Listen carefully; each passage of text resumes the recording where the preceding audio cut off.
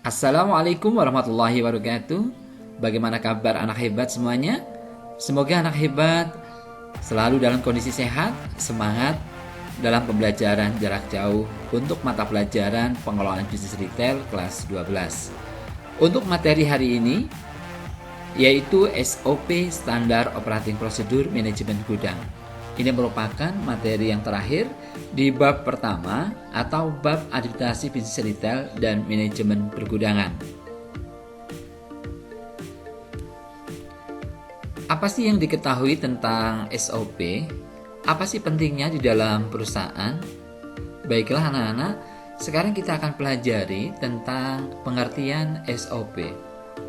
Setiap perusahaan membutuhkan panduan yang dibuat sesuai dengan kronologis penyelesaian perusahaan agar diperoleh hasil kerja yang efektif dan efisien. Panduan ini biasa disebut dengan prosedur operasi standar atau POS, atau dalam bahasa Inggrisnya adalah Standard Operating Procedure atau SOP. Apa sih sebenarnya SOP itu? Menurut Sailendra, SOP adalah sebuah panduan yang digunakan untuk memastikan kegiatan operasional organisasi agar dapat berjalan dengan lancar.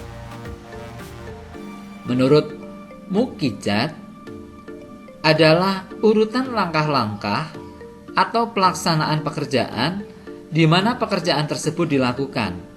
Bagaimana pekerjaan tersebut dilakukan? Bagaimana melakukannya, kapan melakukannya, di mana melakukannya, dan siapa yang melakukannya. Itu menurut Mukijat. Beda lagi dengan menurut Cipto Atmoko. SOP adalah suatu pedoman atau acuan untuk melakukan tugas pekerjaan sesuai dengan fungsi dan alat penilaian kinerja instansi pemerintah maupun non-pemerintah, usaha maupun non-usaha, berdasarkan indikator-indikator teknis, administrasi, dan prosedural sesuai tata kerja, prosedur kerja, dan sistem kerja pada unit kerja yang bersangkutan. Sedangkan menurut Istiaji Insani, SOP adalah dokumen yang berisi serangkaian instruksi tertulis yang dibakukan tentang proses penyelenggaraan administrasi perkantoran yang berisi cara melakukan pekerjaan, waktu pelaksanaan, tempat penyelenggaraan, dan aktor yang berperan dalam kegiatan.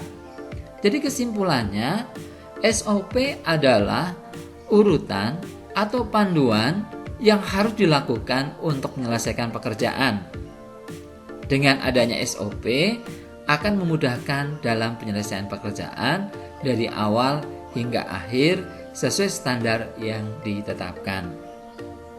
Sebagai contoh, yang paling simpel adalah ketika Anda belajar. Proses Anda belajar adalah mencari buku. Buku yang akan dipelajari sesuai dengan jadwal. Berarti tetapkan jadwal dulu. Hari ini adalah pelajaran apa. Yang kedua, mencari bukunya. Yang ketiga adalah tempat yang harus disiapkan. Setelah belajar selesai, silakan buku dan alat-alat yang lain diletakkan pada tempat yang semula. Sehingga ketika kita mencari buku atau alat-alat yang kita butuhkan untuk belajar, lebih efisien dan lebih mudah. Anak-anak, aktivitas operasional gudang diharapkan sudah mengacu pada satu SOP pergudangan yang jelas untuk dilakukan oleh karyawan di gudang. Perusahaan yang tidak memiliki SOP yang jelas atau SOP itu tidak bisa diterapkan di perusahaan, maka akan memberikan dampak yang tidak baik bagi pertumbuhan perusahaan. Makanya, untuk perusahaan harus memiliki format baku SOP. Adapun format baku SOP yang harus memenuhi prinsip-prinsip seperti pada Permenpan per garing 21 garing Empan garing 11 garing 2008. Antara lain berisi tentang kemudahan dan kejelasan, sehingga pelaku atau pelaksana di sini adalah karyawan atau siapapun yang terlibat di dalam perusahaan yang menjalankan SOP harus jelas tugasnya, harus jelas dan memudahkan untuk melaksanakan suatu pekerjaan. Yang kedua adalah efisiensi dan efektivitas. Dengan adanya SOP yang biasanya dilaksanakan hanya waktunya misalnya 30 menit, dengan adanya SOP bisa dijalankan lebih efektif, misalnya waktunya menjadi 10 menit.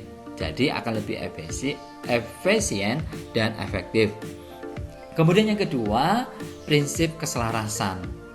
Keselarasan di sini antar unit di sebuah perusahaan itu saling mensupport, seimbang.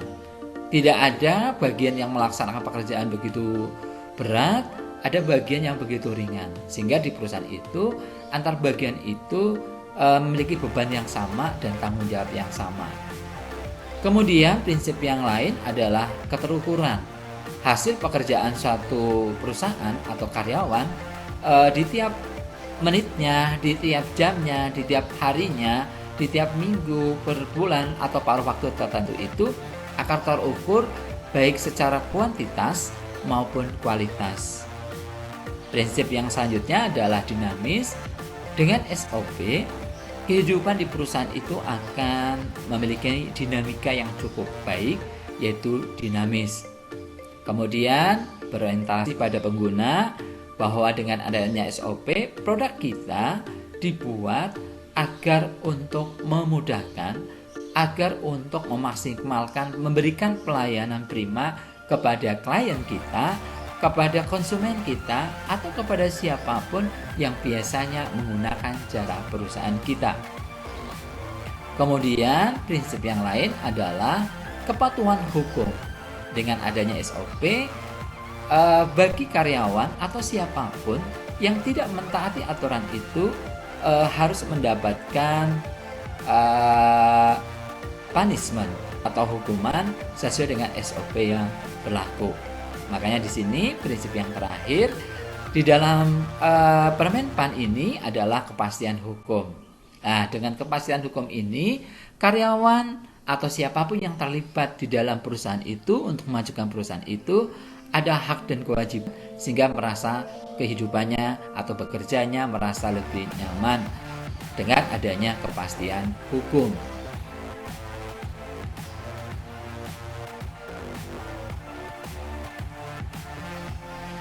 Anak-anak hebat, selanjutnya adalah akibat ketidakjelasan SOP. Yang pertama adalah adanya budaya kerja semau atasan. Nah, budaya kerja berdasarkan kebiasaan yang turun-temurun, hal ini berakibat pada penurunan motivasi bagi karyawan yang menghendaki adanya satu standarisasi kerja.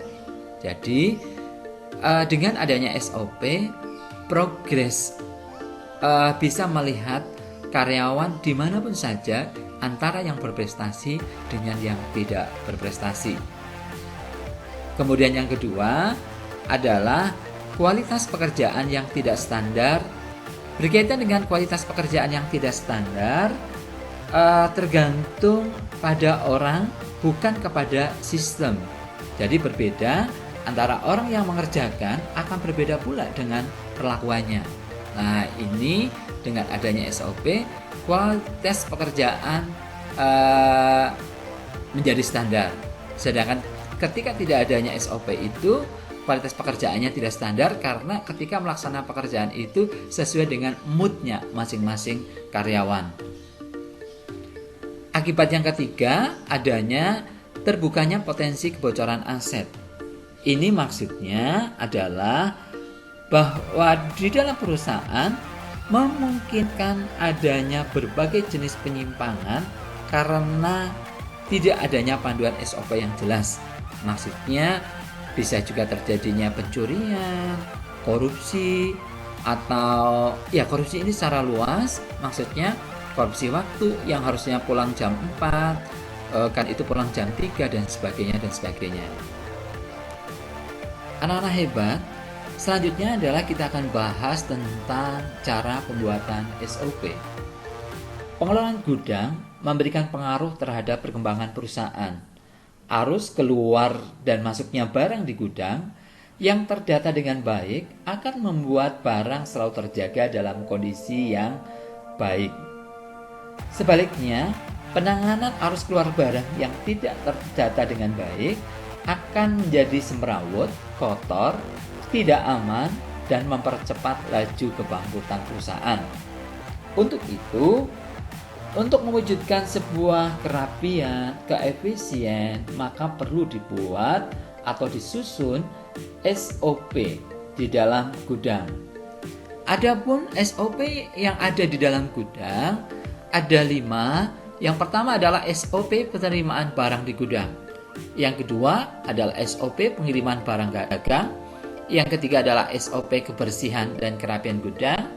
Yang keempat adalah SOP kebersihan dan higienitas gudang. Yang kelima adalah SOP keamanan gudang. Anak hebat, untuk SOP yang pertama adalah SOP penerimaan barang di gudang. SOP ini merupakan urutan pekerjaan yang harus dilakukan untuk menyelesaikan pekerjaan berupa penerimaan, pengecekan, pengadministrasian, dan penyimpanan barang. Adapun tujuan SOP penerimaan barang di gudang ini agar kegiatan penerimaan barang di gudang, pengiriman barang, dan penerimaan barang yang telah diterima atau dikirim sesuai dengan PO atau DO. PO di sini adalah purchase order, DO di sini adalah delivery order.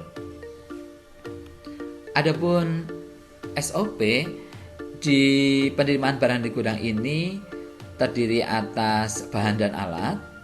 Bahan dan alat ini berupa surat DO, ada delivery ordernya, kemudian surat pesanan,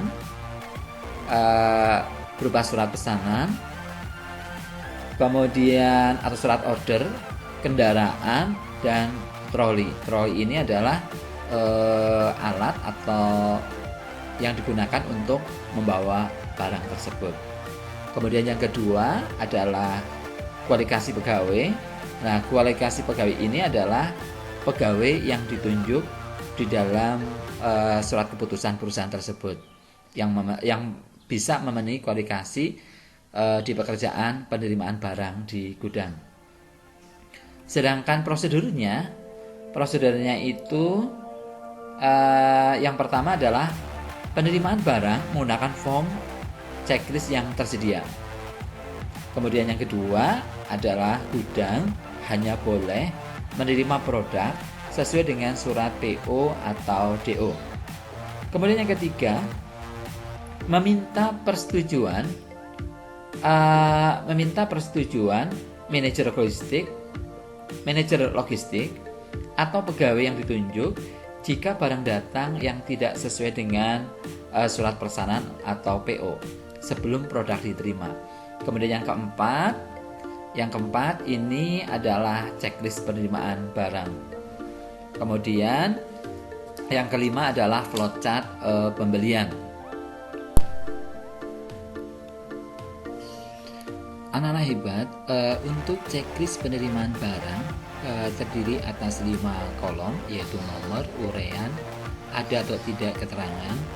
Di sini anak-anak ketika mengadministrasikan kegiatan di gudang ini hanya menceklis penerimaan barang seperti nomor 1 itu nama dan jumlah barang yang datang sesuai atau pesanan atau tidak, hingga nanti antara PO dengan barang yang ada dicek. Kalau memang sudah sesuai dengan pesanan, silahkan di checklist di kolom ada.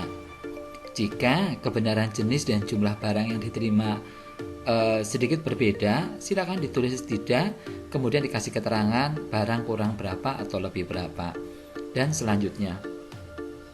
Kemudian untuk flowchart pembelian ini terdiri atas 5 kolom, yaitu kolom supplier, kemudian pengadaan, penerimaan, penyimpanan, dan penjualan.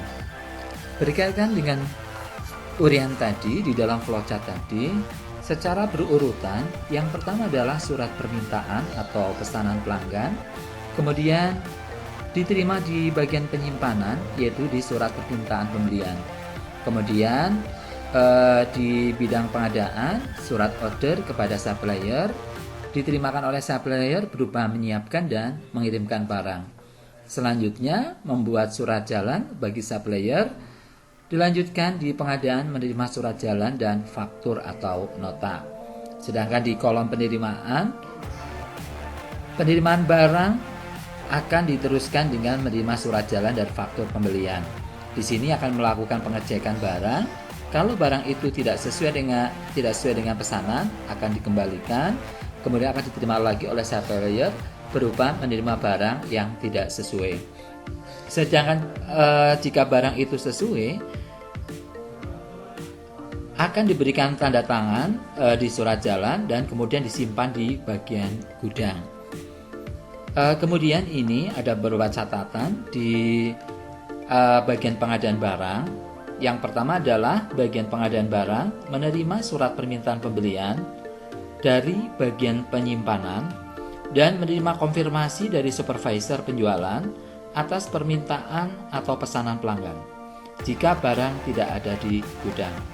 Catatan yang kedua adalah membuat surat order pembelian barang untuk supplier. Setelah itu, supplier mengirim barang dan membawa surat jalan. Kemudian catatan yang ketiga adalah menerima surat jalan yang diberikan kepada bagian penerimaan barang untuk dicek kembali kesesuaiannya dengan pesanan. Catatan yang keempat adalah menerima dan memeriksa faktur atau nota dari supplier, kemudian untuk menentukan apakah supplier telah benar dalam mencantumkan harga, kualitas, dan telah memenuhi syarat pembelian. Yang kelima adalah menerima laporan penerimaan barang dari bagian gudang. Catatan terakhir adalah mengirimkan faktur atau nota serta laporan penerimaan barang ke bagian akuntansi untuk melakukan pembayaran. Sedangkan beberapa catatan di bagian penerimaan barang adalah 1. Menerima barang dan surat jalan dari bagian perusahaan ekspedisi dan faktur dari supplier. Yang kedua adalah memeriksa barang yang diterima dari supplier sesuai dengan surat jalan dan faktur pembelian. Yang ketiga adalah mengirimkan barang ke gudang dan menyerahkan barang dengan dilampiri surat jalan dan faktur pembelian dari supplier kepada gudang. Catatan terakhirnya adalah setelah diperiksa barang, surat kelengkapannya, kepala gudang menandatangani surat jalan dan faktur pembelian, lalu mengarsip surat jalan, faktur pembelian barang tersebut. Anak-anak, sebelum kita mempelajari SOP pengiriman barang dagang, anak-anak bisa merenungi kata-kata dari Kurzweil, yaitu sukses terdiri dari keberlanjutan, kesalahan demi kesalahan, tanpa kehilangan rasa antusias.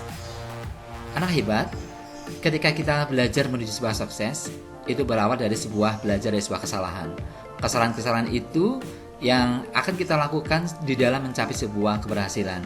Tapi ingat, rasa semangat, rasa antusias untuk berubah itu harus berkorban di hati dan pikiran anak hebat. Baik, kalau ada semua persoalan atau apapun, silahkan datang aja di Rumah Hipno Babe Aris dengan nomor HP 081 328 881 482. Anak-anak, berkaitan dengan SOP pengiriman barang dagang, ini bertujuan untuk menentukan kegiatan pengiriman barang dagang dan memastikan bahwa barang yang dikeluarkan sesuai dengan pesanan dan surat pengiriman barang. Sehingga untuk pembuatan SOP ini terdiri atas yang pertama adalah bahan dan alat.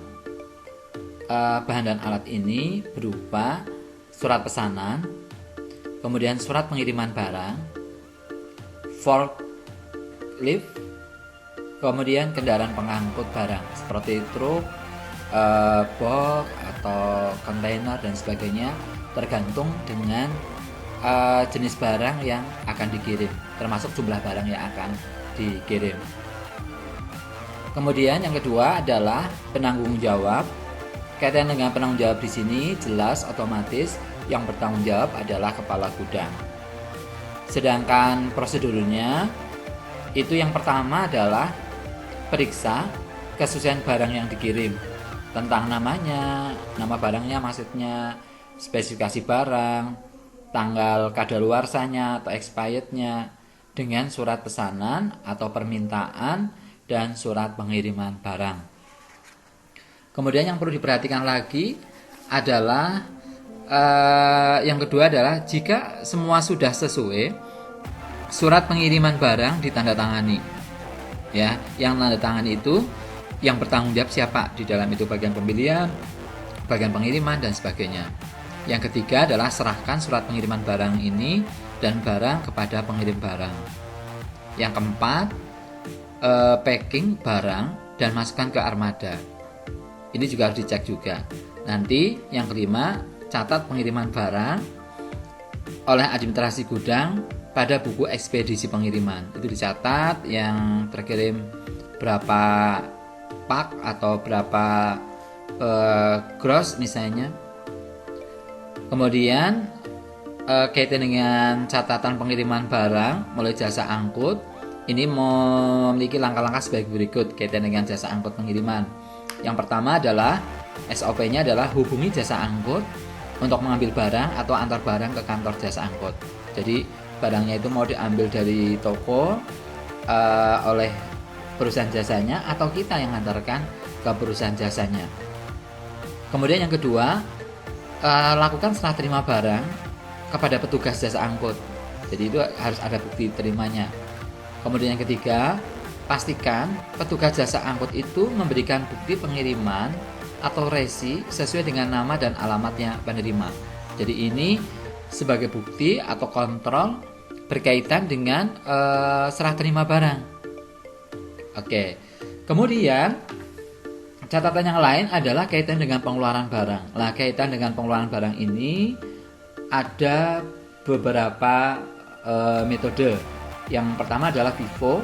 FIFO ini adalah first in, first out, yaitu barang yang lebih dulu diterima agar lebih dulu dikeluarkan. Jadi barang pertama kali masuk itu yang harus dikeluarkan dulu. Jangan sampai barang yang terakhir ini yang dikeluarkan.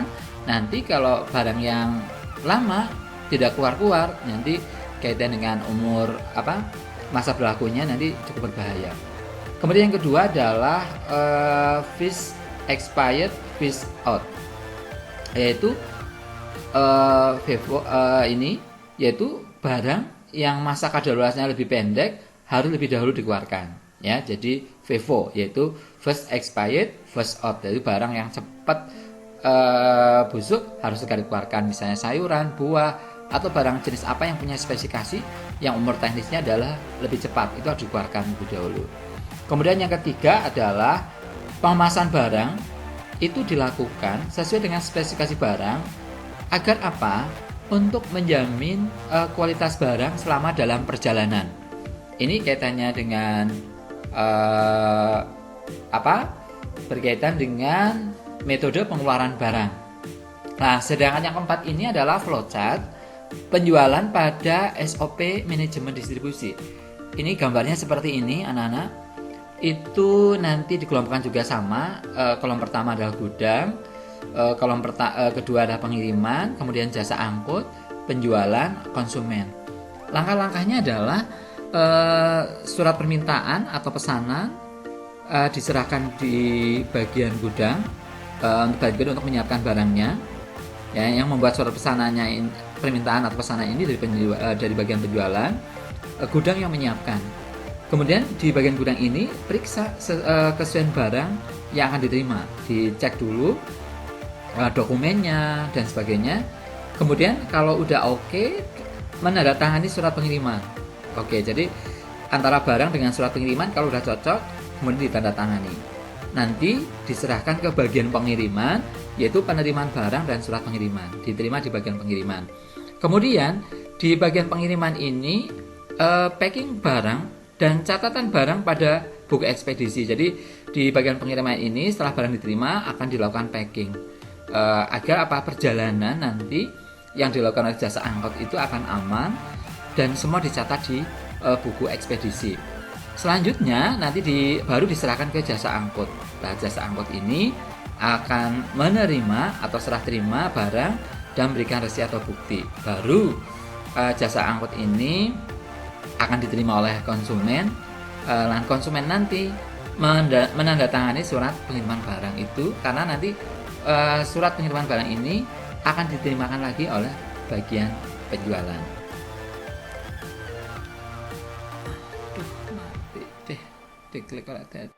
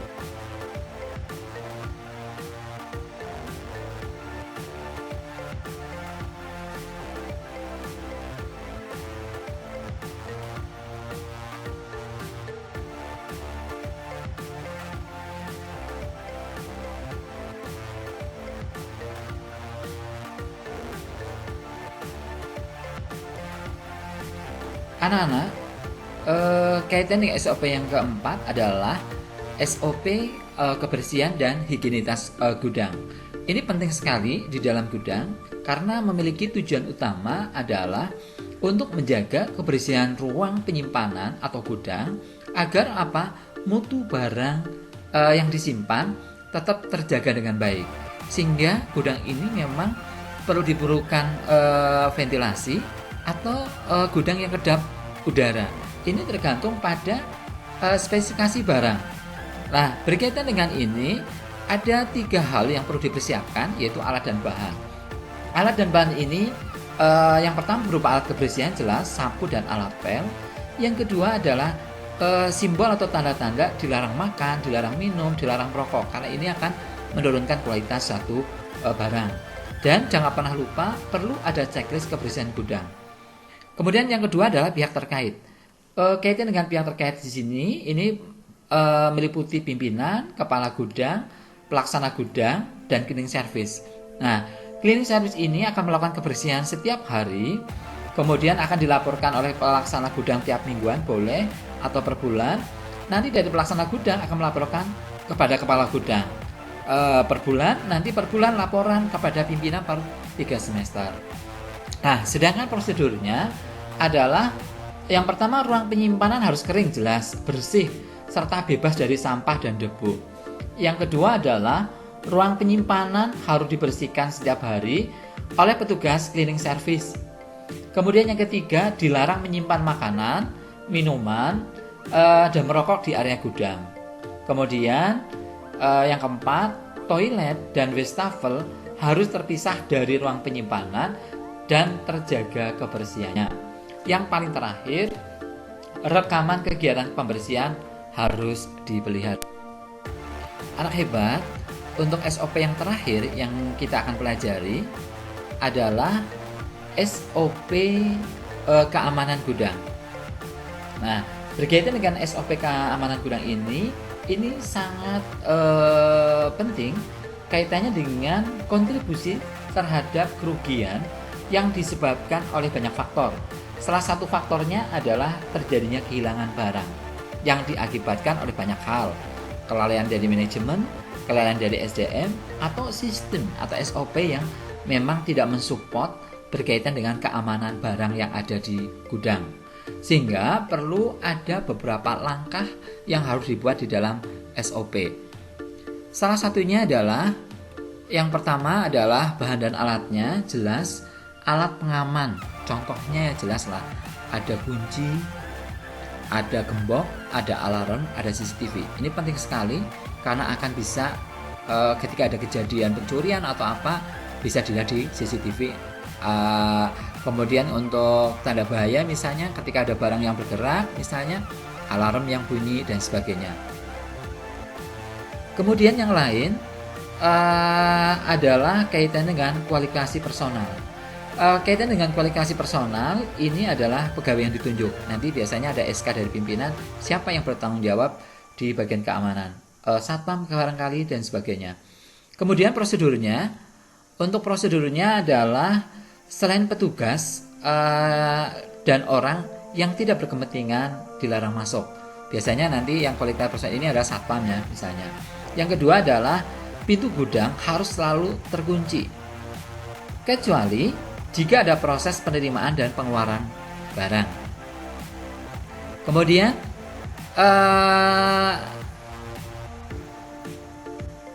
prosedur yang lain adalah kunci gudang disimpan oleh kepala gudang atau orang yang berwenang. Ini penting. Nah, siapa yang perlu menyimpan?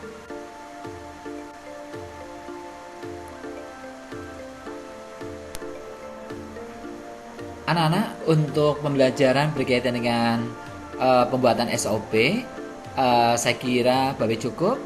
Thank you, terima kasih anak-anak sudah menyimak. Jangan pernah lupa subscribe, like, and comment. Dan komen digunakan untuk daftar hadir. Untuk itu, tetap semangat, join di psikologi untuk penguploadan berkaitan dengan penugasannya. Tetap semangat, kita harus berubah. menjemput impian kita. Makasih, saya Heri. Assalamualaikum warahmatullahi wabarakatuh.